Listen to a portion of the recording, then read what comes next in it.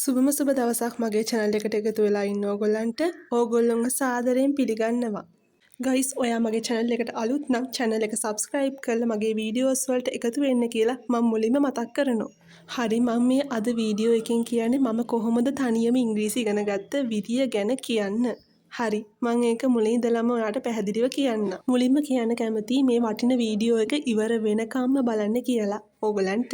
මම ගත්තොත් මං ඉස්කෝලේ කාලේ මගේ ටාගට් එක තිබුණේ වැඩිම ටාගට් එකක් තිබුණේ ඉස්කෝලේ ඉංග්‍රීසි පේපර්ස් වලට ලකුණු ගන්න. ඉතින් ටික ටික මං ඉංග්‍රීසි පේපර්ස් වල ලකුණු වැඩි කරගත්තා.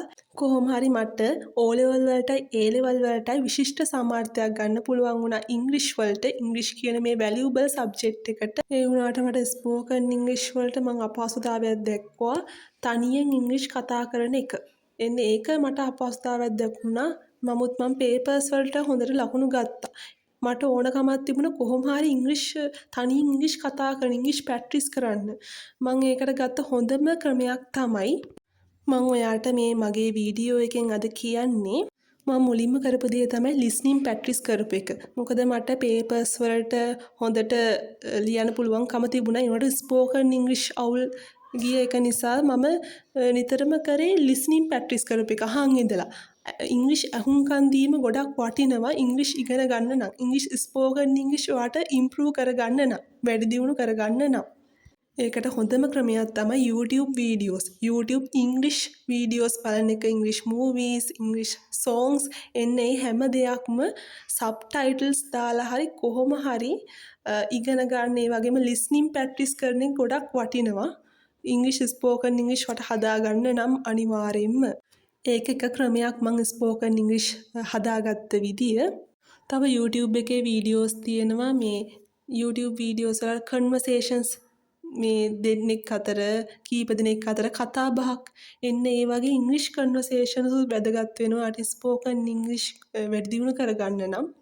ඔයාලා තනියම ස්පෝකන් ඉංග්‍රීසි ප්‍රැක්ටිස් කරගන්න හොඳ විදියක් තමයි ස්පෝකන් ඉංග්‍රීසි ඉම්ප්‍රූව් කරගන්න හොඳ විදියක් තමයි මිරර් එකක් ඉස්සරහට ගිහිල්ලා කණ්ණාඩියක් ඉස්සරහට ගිහිල්ලා ස්පෝකන් ඉංග්‍රීසි ප්‍රැක්ටිස් කරන එක තමයි හොඳම විදිය.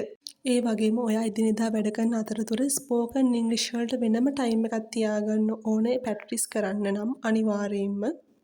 ඒ වගේම මම කරපු තව දෙයක් තමයි මගේ ස්පෝකන් ඉංග්‍රීසි හදාගන්න මේ ඔක්කොම දේවල් කරලා අන්තිමට මම කරපු දෙයක් තමයි ඉංග්‍රීසි ඉම්ප්‍රූව් කරගන්න. ඉංග්‍රීසි දැනුම තව වැඩි කරගන්න ස්පෝකන් ඉංග්‍රීසි මම කරපු දෙයක් තමයි වෙනදට කතා කරා සිංහලෙන්. ඒ සිංහලෙන් කතා කරපු ප්‍රමාණය අඩු කරලා වැඩිපුර මං තැනක් දුන්නේ ඉංග්‍රීසි වලට. ස්පෝකන් ඉංග්‍රීසි. ඉංග්‍රීසි වලින් එදිනෙදා කතා බහ කරන එක කලින්ටත් වඩා මම වැඩි කරා.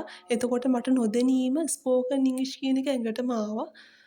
ඇත්තට මේක ගොඩක් වැදගත්. වැරදුනාට බය වෙන්න එපා. ඉංග්‍රීසි වැරදෙනවා කියන එකට කවදාවත් බය වෙන්න එපා. එහෙන් බය වුණොත් ඔයාලට මේ ස්පෝකන් ඉංග්‍රීසි කියන එක කොට දාගන්න හම්බෙන්නේ නැහැ. වැරදි තමයි ස්පෝකන් ඉංග්‍රීසි කියන එක ඔයාලට හදාගන්න පුළුවන්කම ලැබෙන්නේ. නිකන් මෙහෙමත් කරලා බලන්න. තමයි ඔයාගේ පවුලේ අය ඉංග්‍රීසි දන්නේ නැති වුණාට කමක් නැහැ. ඔයා ඉංග්‍රීසි කියාගන්න පුළුවන්කම දැනෙනවා නම් ඔයා කොහොම හරි ඒගොල්ලොත් එක්ක ඔයාගේ දැනුම බෙදා ගන්න. ඉංග්‍රීසි ස්පෝකන් ඉංග්‍රීසි ඔයා කියලා එහෙම පෙන්නන්න. එතකොට ඔයාට විතරක් නෙමෙයි ඔයාගේ නංගිට මල්ලිට එහෙම සහෝදර සහෝදරයන්ට තව දැනුම වර්ධනය වෙනවා ස්පෝකන් ඉංග්‍රීසි. ඒක ගොඩක් වැදගත් වෙනවා.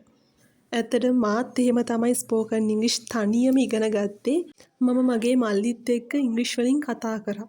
මල්ලි ඉංග්‍රීසි දන්නේ නැහැ කියලා කියමු. ඒත් කමන්නේ. ඔයාගේ ඉංග්‍රීසි දැනුමෙන් ඔයා ස්පෝකන් ඉංග්‍රීසි හදාගන්න පුළුවන්. ඔයා ඉංග්‍රීසි වලින් කතා කරොත්. එතකොට ඔයාගේ සහෝදර සහෝදරියාටත් ඒක හැකියාව ලැබෙනවා ස්පෝකන් ඉංග්‍රීසි දැනුම වර්ධනය කරගන්න අනිවාර්යයෙන්ම. තව ලිස්නිං විතරක් නෙමෙයි රීඩිනුත් ගොඩක් වැදගත් වෙනවා ස්පෝකන් ඉංග්‍රීසි හදාගන්න නම් අනිවාර්යයෙන්ම. තව නිවුස් පේපර්ස්, ෂෝට් ස්ටෝරීස් වලින් ඉඳන් පටන්ගෙන ටික ටික ඇඩ්වාන්ස් රීඩින් ඒවා කරොත් ඔයාට ඔයාගේ ස්පෝකන් ඉංග්‍රීසි අනිවාර්යෙන් හදාගන්න පුළුවන්කම ලැබෙනවා.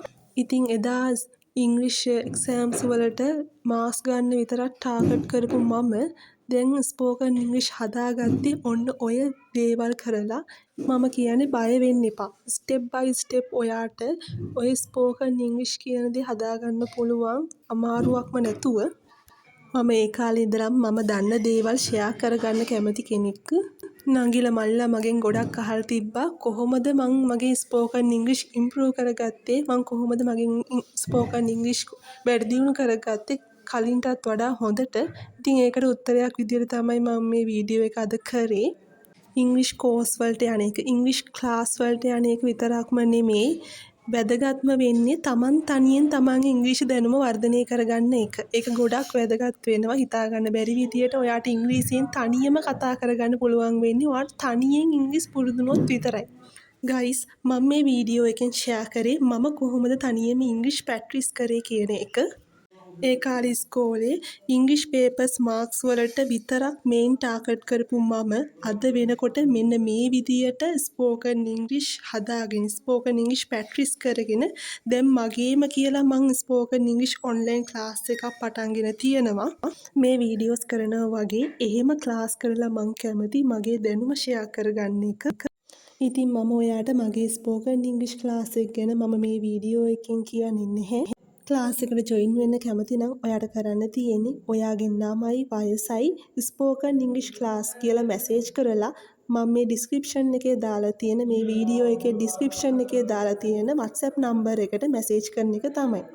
ඒ වගේම ස්පෝකන් ඉංග්‍රීසි හදාගන්න හොඳ ක්‍රම, හොඳ ස්ටෙප්ස් ගැන දැනුවත් කරලා මම වීඩියෝ එකක් කරලා තියෙනවා. ඒ වීඩියෝ එකේ ලින්ක් එකත් මම ඩිස්ක්‍රිප්ෂන් එකේ දාලා තියෙනවා. එන්නේ වීඩියෝ එක අනිවාර්යෙන් බලන්න.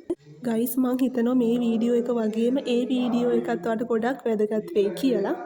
වීඩියෝ එක එන්ඩ් කරන්න කලින් මං කියන්න කැමතියි වීඩියෝ එකට ලයික්, කමෙන්ට් කරන්න. ඒ වගේම ඔයාලට මොන හරි ප්‍රශ්න තියෙනවා නම් මගේ WhatsApp නම්බර් එක ඩිස්ක්‍රිප්ෂන් එකේ දාලා තියෙනවා. ඒ WhatsApp නම්බර් එකට මැසේජ් කරන්න. අනිවාර්යයෙන්ම ඉංග්‍රීසි සම්බන්ධව තියෙන ඕනම ප්‍රශ්නයකට මම රිප්ලයි කරනවා.